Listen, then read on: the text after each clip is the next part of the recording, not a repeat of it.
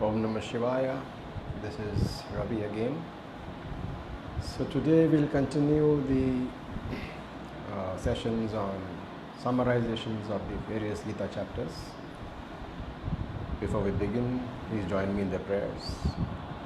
Om Gajananam Bhutganadisevitam Kapita Jambo Kalasara Lakshitam Omasutam Shoka Vinashakaranam Namami Vigneshwara Pada Pankajam Shadananam Kumkumaraktavarnam Mahamatim Divyamayurvahanam Rudrasya Sunum Sursainanatham Guham Sadaham Sharanam Prapadye Ya Gundendu Tusharahara Dhavala Ya Shubhravasthavrita Ya Veena Vardanda Manditakara Ya Shveta Padmasana Ya Brahmachyuda Shankara Prabhudavihi Devai Sada Pujita Samam Padu Saraswati Bhagavati Nishesha Jadyapaha Om Namah Shivaya Guruve Satchidananda Murtaye Nishprapanchaya Shantaya Shri Shivanandaya Te Namah Shri Vishnudevanandaya Te Namah Om Sarvamangala Mangalye Shive Sarvartha Sadike Aranye Trambake Gauri Narayani Namostute Narayani Namostute Om Shanti Shanti Shanti Om Tat Sat. Om Namah Shivaya again. So today we are looking at an overview of chapter 2 of the Bhagavad Gita. And as we saw last week, we were at a stage where Arjuna was overtaken by confusion and misplaced compassion and had decided not to take part in the war, saying it was better that he should be killed without offering any resistance. So here, into this story, we have to read the various steps, the various stages that a spiritual seeker goes through in his spiritual journey, if he has to successfully gain spiritual knowledge. So there are 4 stages outlined here. First is the discovery of the problem of samsara, the problem of sorrow, the problem of attachment, and the problem of delusion. This person has to discover. That is the first stage. Then this person will try to sort out his problems himself, and very often in this process he tends to blame all external factors. He tends to blame everybody but himself, and sooner or later he finds out that he is not capable of sorting out this problem by himself, which is the discovery of helplessness. That is because during this discovery, I consider the external world as the cause of my problems. But as long as I struggle with that knowledge, I am not able to sort out the problem. Sooner or later, I figure out that the problem is not outside, the problem is within me. And once I discover that the locus of the problem has shifted to me, then I discover that I am not able to sort it out by myself. I am not able to solve it by myself. And therefore, I need to go to a teacher. So that is the third stage, Sharanagati. You have to go to the teacher and you take help from outside. So this requires a lot of honesty, a lot of intellectual honesty, and of course it requires humility to go and surrender to a teacher and say, please help me. Once that is done, then comes the 4th stage, which is the actual pursuit of spiritual knowledge. As we saw in the first chapter, Arjuna had gone through the first stage. He had discovered the problem of attachment, ragaha, shoka, which is sorrow, and moha, which is delusion. But at that stage, in chapter 1, he has decided that there is a certain course of action to be followed, and he, Arjuna, thinks that the solution is throwing away the bow and arrow and running away from the battle. Therefore, he sits down and tells Krishna that, I am not going to fight. But there is one problem. He is a warrior prince, he is a Kshatriya, and in one corner of his mind there is a nagging doubt that tells him that maybe this is not the real problem. But because he has been trained to fight for dharma, and therefore a doubt begins to crop up. So this again is a huge progress, because first there is a wrong decision, which is that I can sort this out by myself. And that wrong decision in Arjuna's case was running away from the war. But being an intelligent person, his training tells him that he is a warrior, and maybe that is the solution. So from wrong decision, Arjuna now comes to a doubt. That is a major step. When I move from wrong decisions to doubting my decision, that's a major step. Because when I have a doubt, then at least there is a possibility that I will open up to somebody and take his help. So with this background, let us look at chapter 2. We can divide chapter 2 into 4 sections.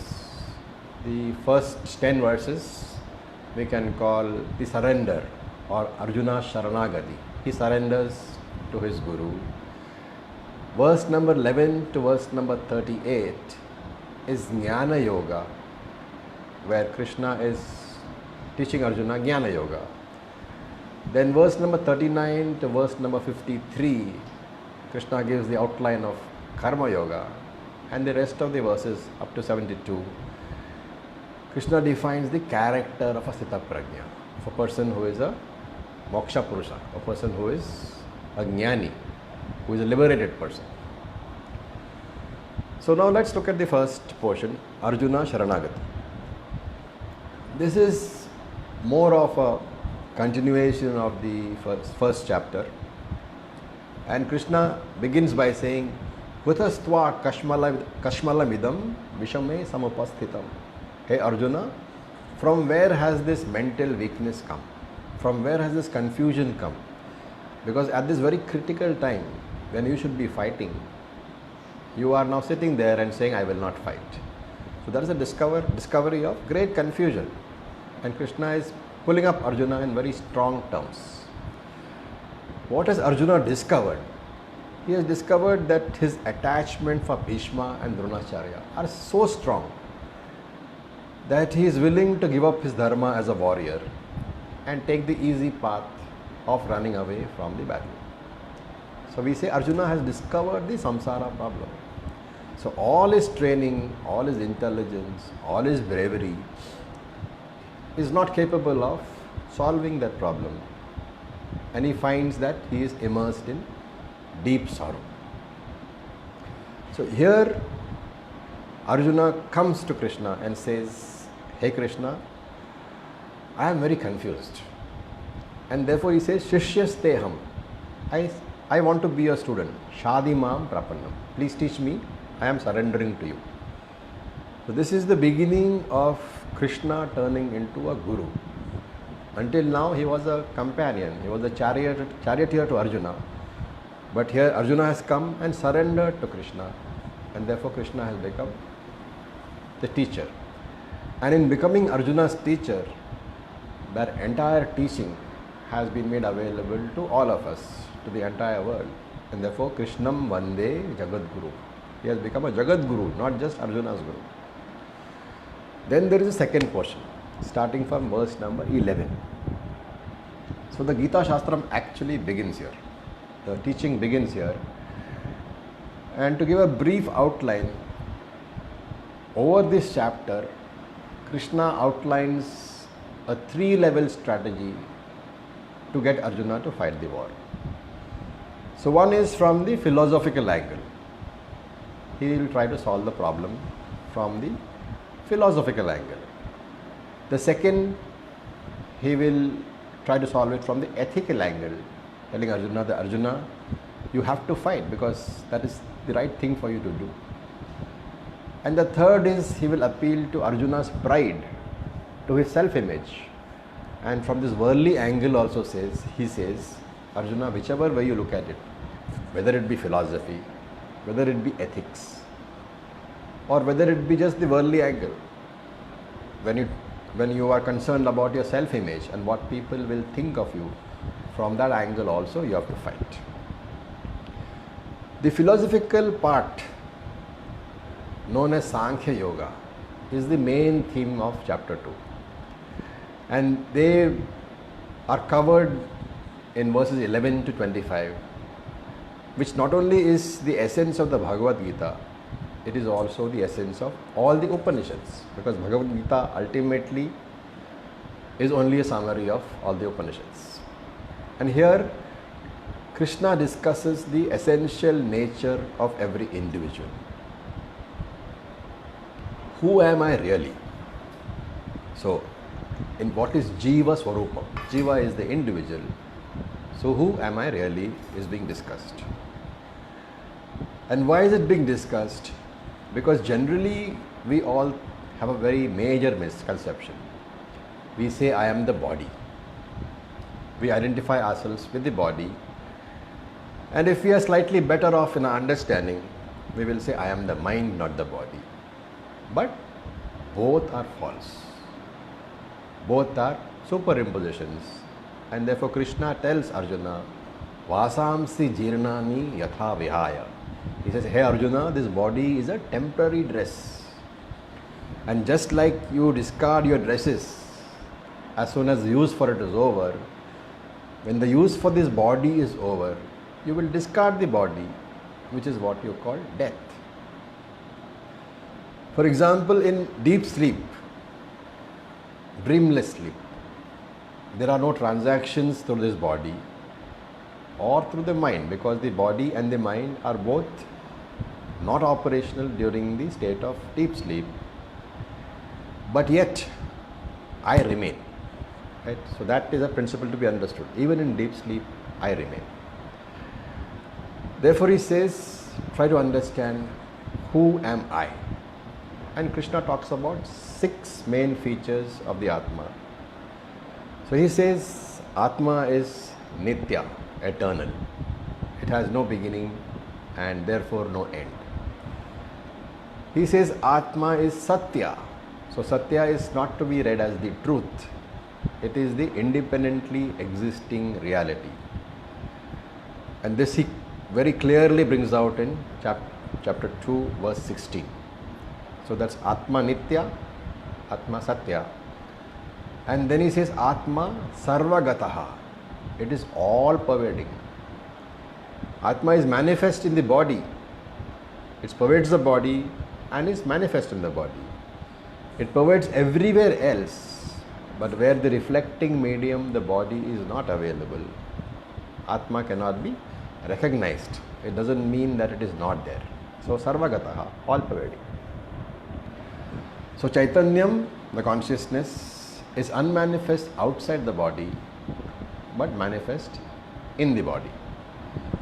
Then he says the 4th principle, Atma is aprameya. It can never be the object of any knowledge. Why? Because it is the very knower.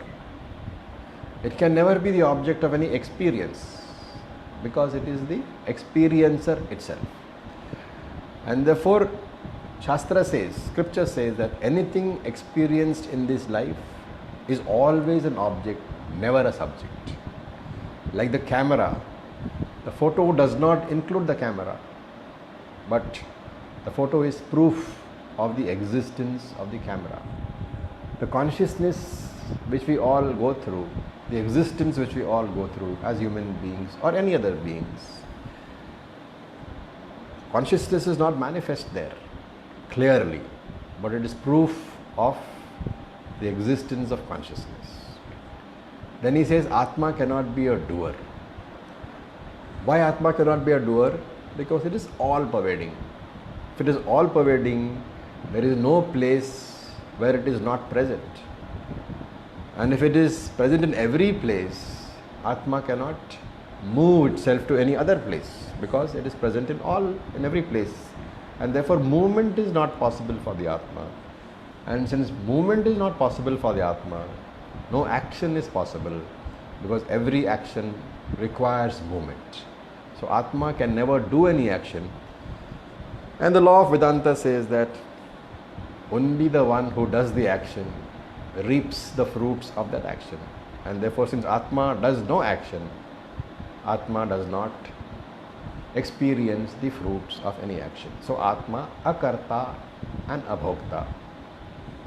And because abhokta and akarta, Atma doesn't have any punyam, any papam. It doesn't have good merits, good karma, bad karma. And therefore, there is no question of any rebirth. So, na punyam na papam, chidananda rupa, shivoham, shivoham. Atma is chidananda rupa, chit and ananda, consciousness, bliss principle. And lastly, Atma is nirvikaraha. So, Krishna says, na jayate mriyate va kadachit. This Atma is never born and it will never die also.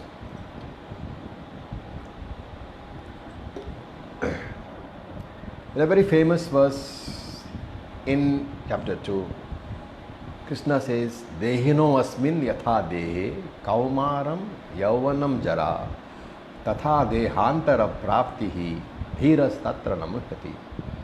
So he says, in this body, there are 4 states of experience. He talks about 3 actually, kaumaram, yauvanam, jara. Kaumaram means the boyhood state or the teenage state. Yauvanam is the youth and Jara is old age, but we can supply the 4th, which is childhood also. So we can say in this body there are 4 states of experience: childhood, teenage, youth and old age. The question is which is asked because of this, which Krishna is implying here, is that this body goes through all these 4 changes. You are born, you go through childhood, you become a teenager, you go through youth, adulthood, you go through old age also. Whenever this body of yours goes through these changes, what happens to you? Do you change your name? You don't change your name. Do you change your self-image? You don't change your self-image.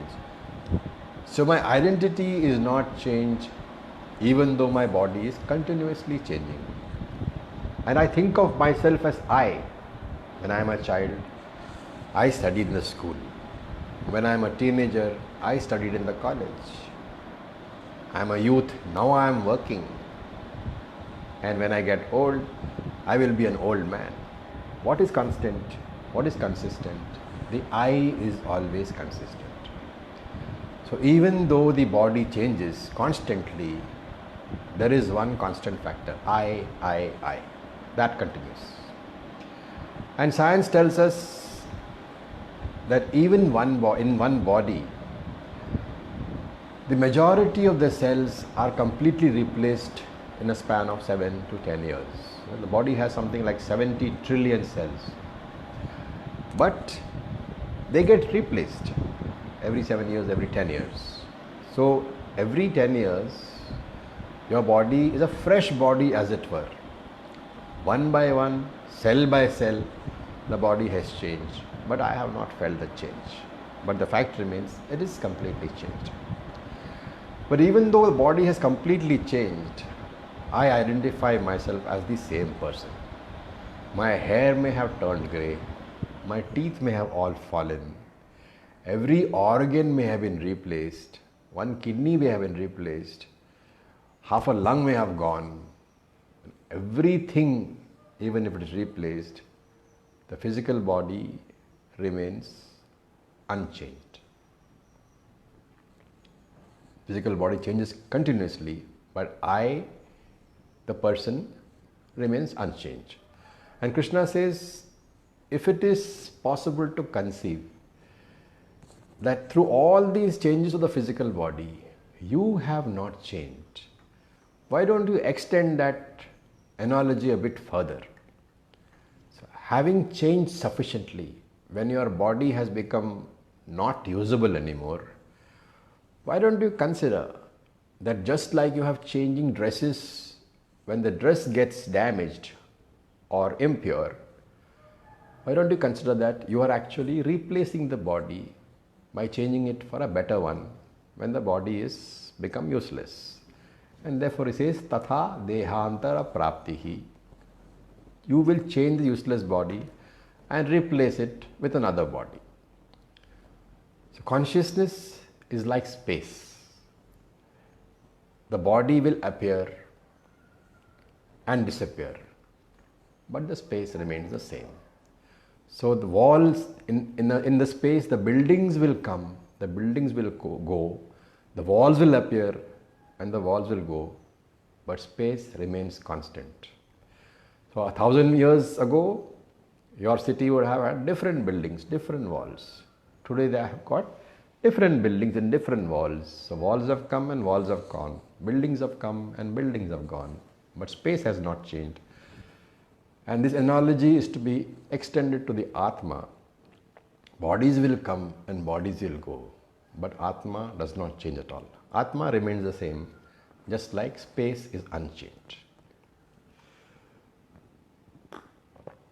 Krishna goes to talk about the intrinsic nature of a person. So in verse number 16 he says, Nasato vidyate bhavaha, na bhavo vidyate sataha, ubhayorapi drishtantaha, tvanayos tattva darshibihi. He says every object has got an intrinsic nature, a real nature, the true nature. And it's also possible for every object to have an incidental nature, which is a borrowed nature. So two types of nature.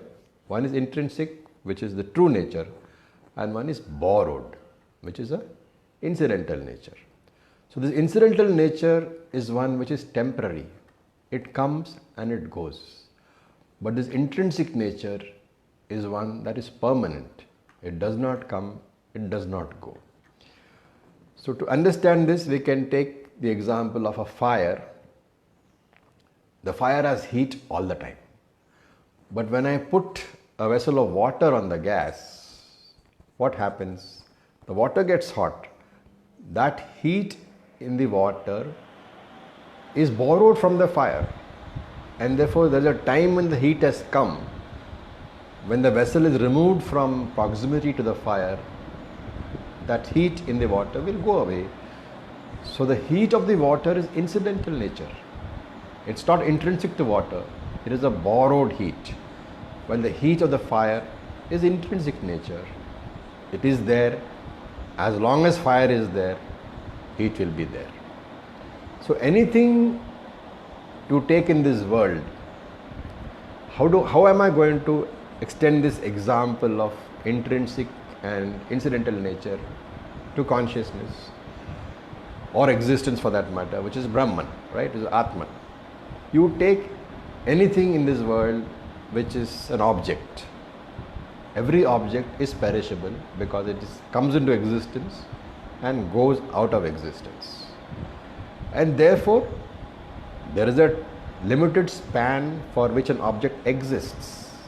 And that is why it's called an impermanent object. So we say this object has borrowed existence during the span of its existence. During the span when it exists, during the time period when it exists, the object has borrowed existence.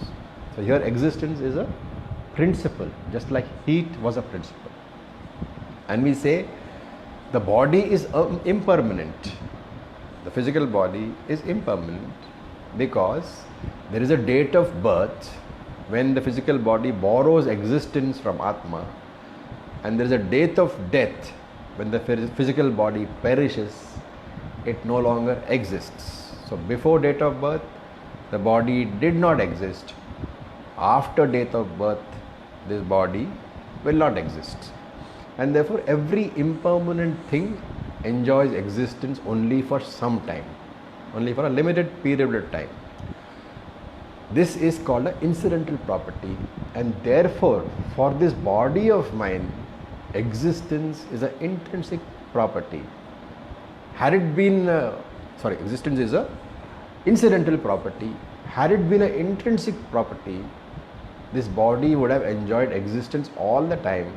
It would have never been non-existent, just as the fire enjoys heat all the time. So the very fact that impermanent things enjoy existence only for limited periods of time indicates that it is not an intrinsic property. What is the conclusion from this? That they have got borrowed existence for some time. This is a very important concept in Vedanta, this principle of borrowed existence. It is called mithya, often referred to in English as unreal. So unreal or mithya doesn't mean that which doesn't exist. That which doesn't exist has got another name called tuchha, so that we are not discussing. So this borrowed existence is called mithya. In English we call it unreal. So anything that does not enjoy existence as its intrinsic nature, but is dependent upon something else for its existence because it borrows from that something else, that is mithya. And what is permanent? That which lends existence, which means that entity which lends existence, it has no need to borrow because it is intrinsic property is existence, and that is defined as Satya. So in this verse, Krishna brings out two important aspects of Vedanta.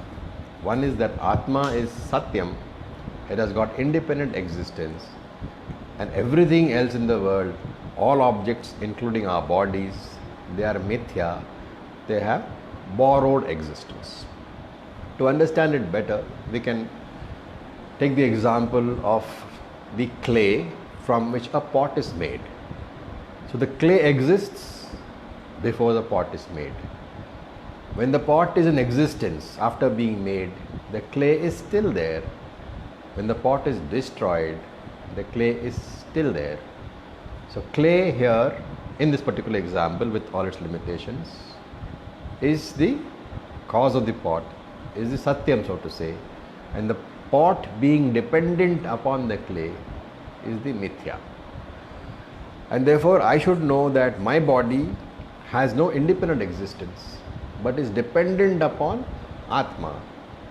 And rather than claim my body or mind to be myself, I should understand the difference between Atma and the body including the mind, and claiming myself as Atma instead of the body, that is spirituality, that is Jnana Yoga.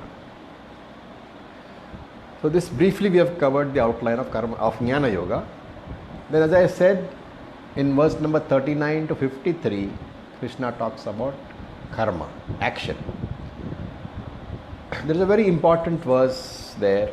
Karmanye vadikaraste ma phaleshu kadachana ma karma phala hetur bhu ma te sangostva karmani. This verse lays down the principles of karma yoga. Why is karma important? Because we have a body, action is built into our lives. Krishna says elsewhere that anything which has a body, any being which has got a body, cannot give up action. And therefore, we have a body, we have to act in this world, we have to transact in this world.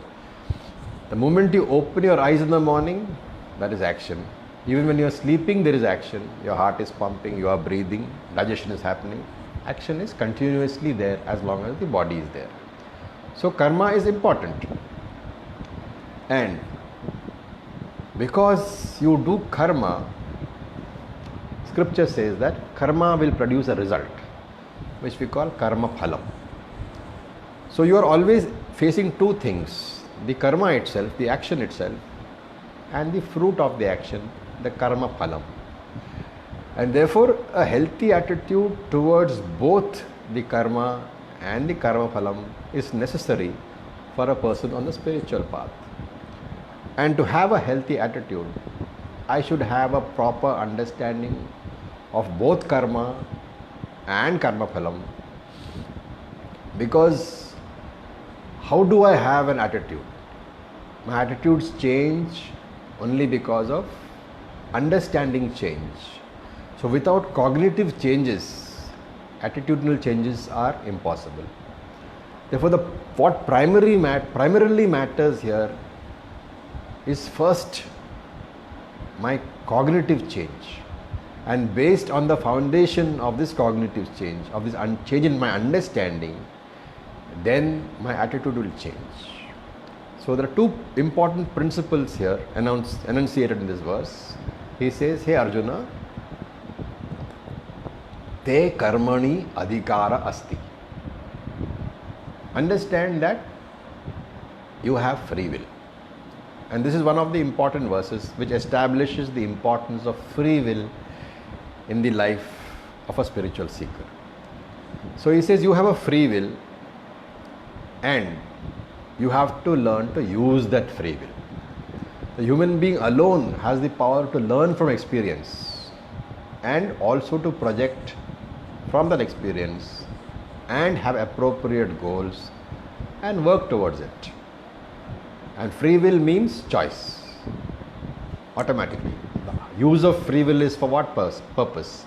For making choices. And therefore Krishna says, Arjuna, understand that you have a choice with regard to what you want to do. You have a choice with regard to the action. That means you should be a responsible person.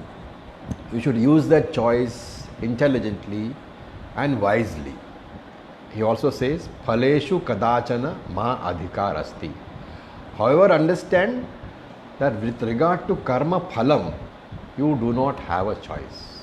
And therefore the wise person, the intelligent seeker, is one who knows where there is a choice and where I have a choice, where I don't have a choice, I should understand. Where I have a choice, I have to intelligently operate my free will. I have to use my free will to make informed decisions, to make rational decisions, to make ethical decisions. That is where there is a choice. But there may be situations where I don't have a choice. And when the situation is choiceless, the intelligent thing for me is to accept that. Because choiceless, when I say situation is choiceless, I am automatically saying that I do not have the power to influence the situation. I do not have the power to change the situation with my action. That is why I am calling it choiceless situation. So where I have a choice, I should exercise my free will and to exercise my choice to take actions which will improve the situation. But where I have no choice, I should realize that there is nothing I can do, and therefore I should not waste my effort on trying to change a situation which cannot be changed. Instead of that, let me use that effort to try to change my attitudes, my strength of mind. So, remember, however, that when Krishna says you have no choice with regard to the results, we are not to understand that there is zero choice. Because the result of any action, it is dependent on two things. One is the karma which I do, the effort which I put in for that karma, and the other is the what I call fate, or what scripture calls prarabdha karma.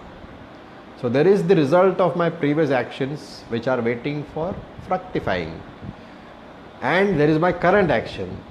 So prarabdha pulls in one direction my free will, the current action is the manifestation of my free will. So my current action and the prarabdha karma, they are both forces acting upon a particular situation, and it is the combined result of these two forces which determine what is going to be the result. So Krishna says, do not stop actions, do your actions. It is very important to be prepared for any type of result. But remember that the result is not determined by your action alone, but determined by many other factors over which you have no control. And therefore, being prepared to do my best in my actions, and also being prepared to receive any result, whether it be favorable, unfavorable, or mixed, that is an intelligent attitude. And therefore we said, have a proper attitude towards the karma, also have a proper attitude towards the result, karma phalam, towards the consequences of the karma. So he says, phaleshu kadachana adhikarma. Do not think that you have complete control over your result. At the same time, akarmani ma sangaha. Do not do any action. Do not take the course of no action, because you should not think that my actions are wasted in a choiceless situation. Your action is very important. At the same time, be aware that the result may not be exactly what you expect. It might even be the diametrical opposite of what you expect. So do your actions as there is choice, but as regards the result, strengthen your mind. And karma phala hetu ma. Do not think you are the cause of the result. Do not think that you are the generator of the result itself. And that is Ishvara alone. And here we can think of karma phalam as material gain, material motive for material gain. So he is saying, do not let your motive for any action be solely material gain, because there can be failure. And therefore, if you are not ready for jnanam, you should work towards preparing yourself for jnanam. The person who is working on his attitudes, on his mind, on his intellect, to develop the proper attitude, so that sooner or later he has the purity of mind necessary to understand Atma Jnanam, self-knowledge, that person is a karma yogi. So karma yoga is proper action plus proper attitudes. What is the benefit of karma yoga? All karma yoga, all karma brings, as Vedanta says very clearly, that any karma, whether it be bhakti, whether it be asana practice, whether it be selfless service, all karma has to end in only one result. And that result is what?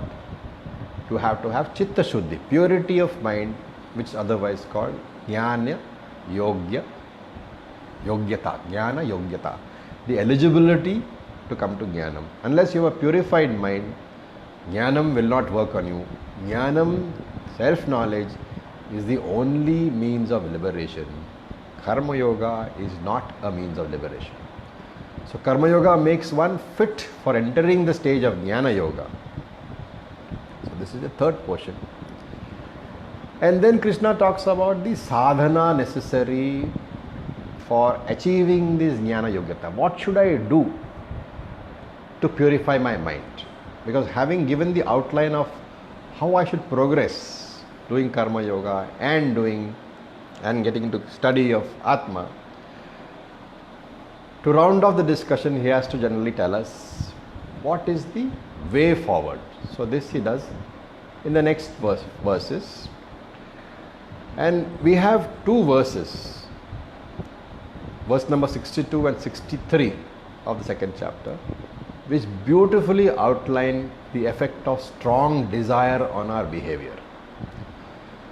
So we read, Dhyayato vishayam punsaha sangasteshu upajayate sangat sanjayate kamaha kamat krodho vijayate. So Krishna says, if the person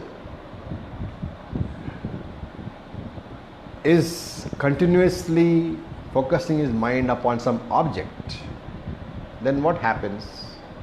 Attachment is born regarding that object. From attachment, desire is born.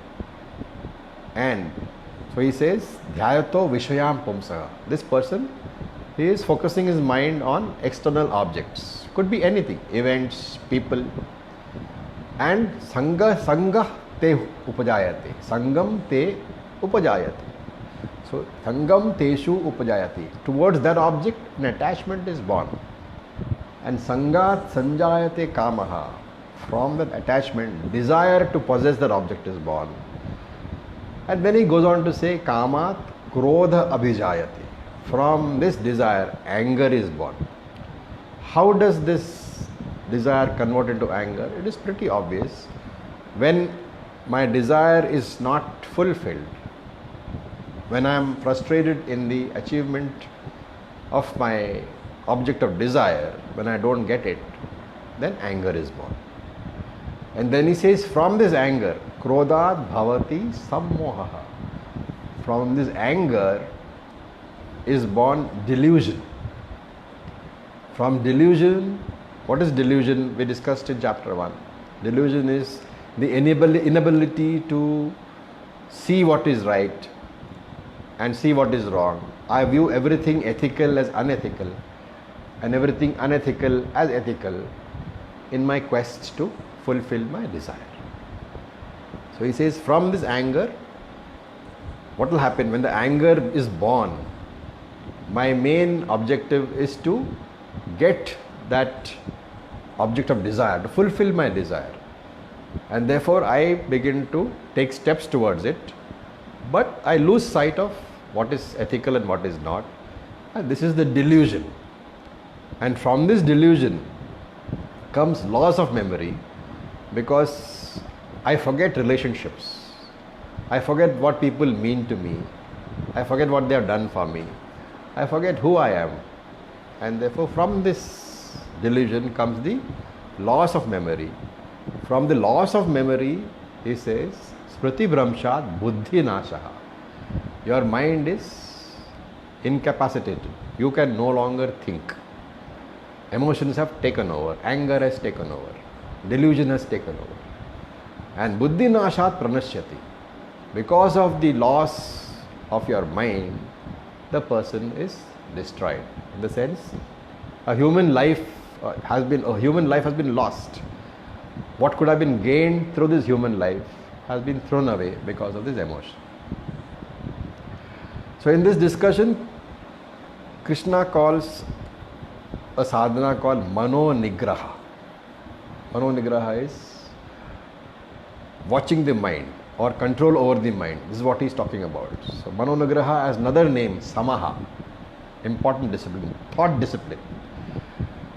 So thought discipline is much more difficult than disciplining the sense organs. Disciplining the sense organs is not simple. I mean, I won't say it's simple, but it is easier than disciplining the mind, because to discipline my sense organs, I can simply remove myself from the object of irritation, right? If somebody is irritating me, for example, and I'm getting angry, then I can use this discipline called Dhamma, which is Indriya Nigraha, which is control of sense organs, by simply walking away from that person. But even after walking away, the irritation which has been generated, that continues in my mind. That is to be addressed using Samaha, meant thought discipline. I should be able to choose which thoughts I am entertaining and which thoughts I am not. And therefore, why is that so important? Because when I interact with the world, so many objects enter my mind through my sense organs. And even though I practice sensory discipline, objects do enter my mind, right? I may not be thinking about something, but I hear the neighbors talking about it. I hear about it.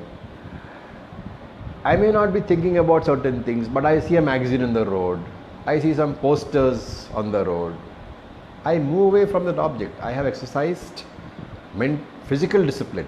I have moved the sense organs away from the center of the irritation. But the mind remains with that. Mind remains with those objects. This is called Vishaya Dhyanam. The tendency of the mind to dwell upon one thing or the other in this world. And how did that thing enter me? Through my sense organs. And therefore, sense organ discipline is very necessary. So Krishna has talked about sense control, mastery over sense organs in a few verses. And he says if sense control is not there, Dhamma is not there.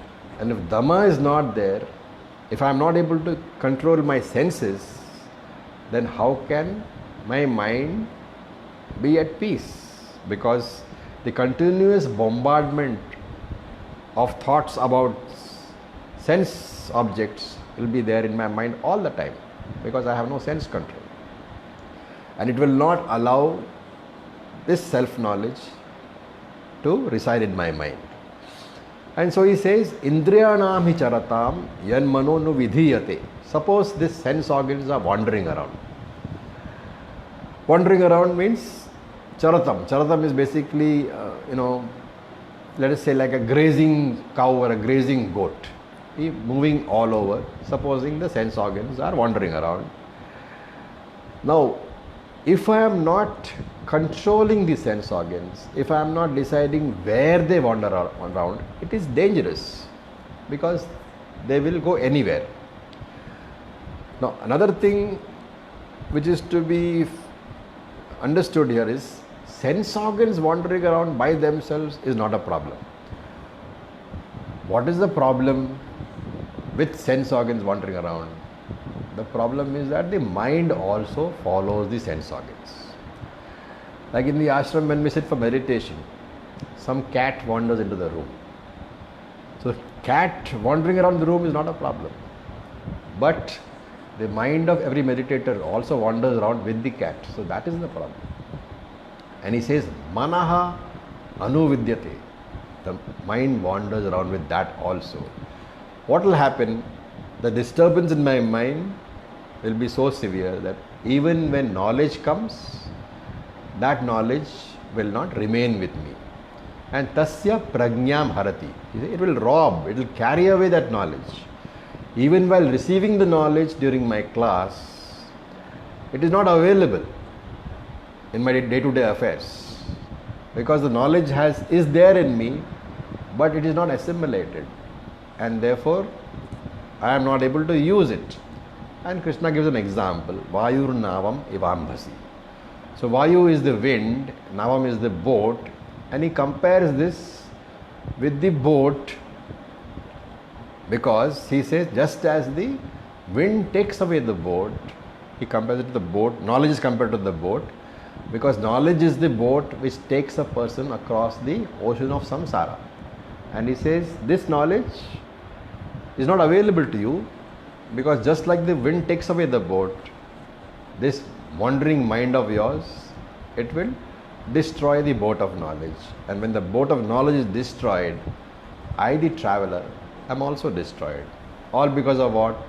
Lack of sense regulation and lack of mind regulation. Okay. What is the result of all this sadhana? He says tasmat, meaning since this tasmat is therefore, but therefore is wherefore, it means since the sense organs play a very important role in your spiritual growth, the sense organs need to be restrained. And again, scripture repeatedly reminds you that restraint doesn't mean suppression. So in Hinduism, in Sanatana Dharma, we repeatedly talk about Indriya Nigraha, sense control, mind control. What Bhagavad Gita prescribes is not suppression, neither does it prescribe unintelligent expression. So both things we don't want. We don't want the sense organs to be suppressed. We don't want an unintelligent expression of the sense organs. What we want is an intelligent regulation, a channelization of the sense organs. Just like the river, right? Supposing you stop the river without, just put a wall across, there will be a flood.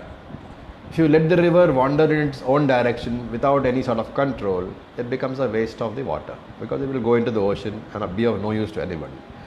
Therefore, what do? We neither stop the river nor allow the river to wander aimlessly.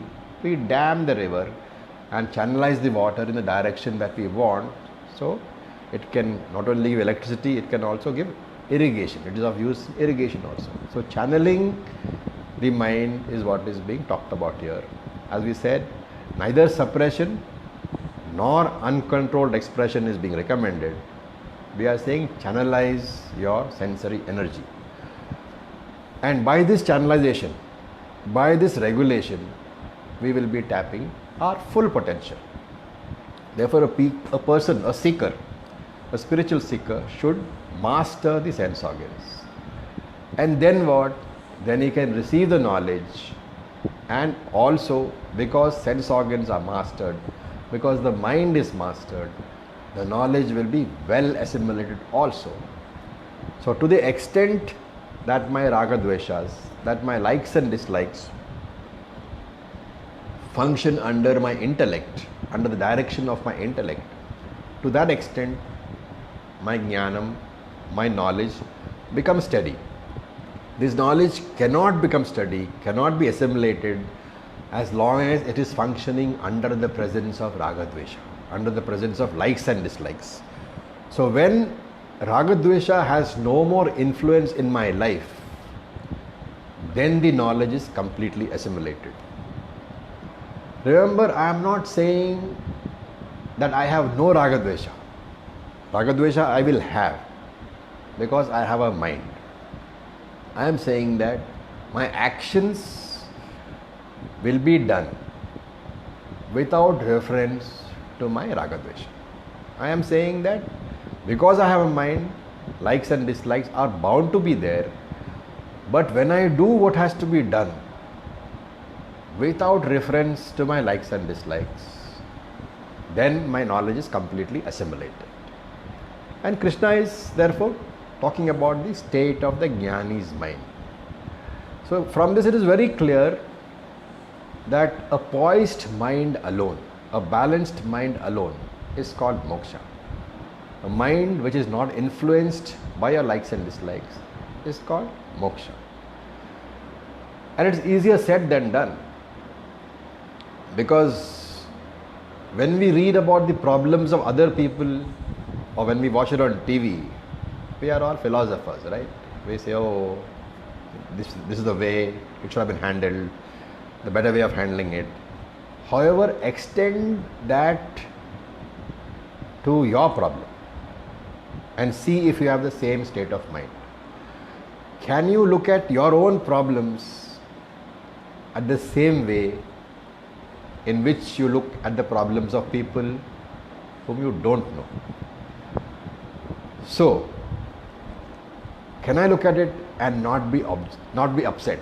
Can I be as objective as regards my problems as I am being in regard to the problems of people whom I don't know at all, people who are remote corner of the world for me? If I can enjoy that same objectivity with regard to my own problems, especially with regard to my own body and mind, then I am a liberated person. I am a Jivan Mukta. I am not dependent upon any external factors to be happy.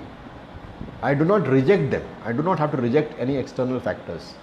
If something good comes, we are not saying don't enjoy. Enjoy them, but don't get dependent upon them. So your relationships, there are so many beautiful things in this world.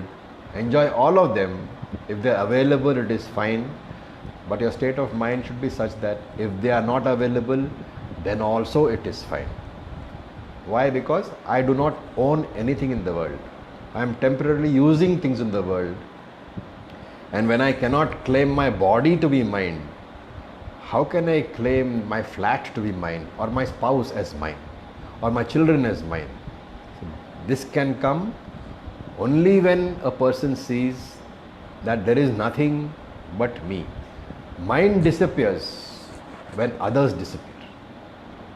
And unless others disappear, the mind will always remain. The others disappearing is the view of Atmajnanam, Sarvatra Brahma Darshanam. So Jnani remembers that I am not the body, nothing belongs to me. With this attitude, he enjoys everything which is available. And then Krishna says, Sa Shantim Adhigacchati. Because of this view of life, he attains peace, he enjoys life thoroughly, he is happy when he is living. When his body falls, he gratefully hands over the body because he has attained the final destination in his life, that of moksha. So with this I'll stop. Om Namah Shivaya. Thank you for your patience. Om Purnamada Purnamidam Purnat Purnamudachyate Purnasya Purnamadaya Purnam Eva Vashishyate. Om Shanti Shanti Shanti.